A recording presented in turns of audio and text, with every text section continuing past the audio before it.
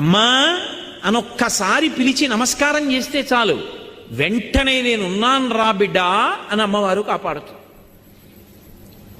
మీకు నేను ఒక మాట చెప్తే మీరు ఆశ్చర్యపోతారు. ఈ శ్లోకం ఎంత శక్తివంతమో తెలుసా? మీరు తప్పించుకోలేనంత పెద్ద ఉపద్రవం వెంట తరిమేస్తుంటే వెనకాతల ఏం చెయ్యాలో తెలియనప్పుడు ఈ శ్లోకం జరిగితే చాలా రక్షిస్తుంది అమ్మవారు. అంత శక్తివంతం. చండీపరదేవత అనుగ్రహం అంటే అలా ఉంటుంది. అందుకే చండీ చరణవు అని చండీపరదేవతని స్తోత్రం చేశారు శంకరాచార్యులు వారి ఈ శ్లోకంలో. అటువంటి అమ్మవారి పాదాలు పట్టుకుంటే సంస్కారవంతం చేస్తుంది మనస్సు.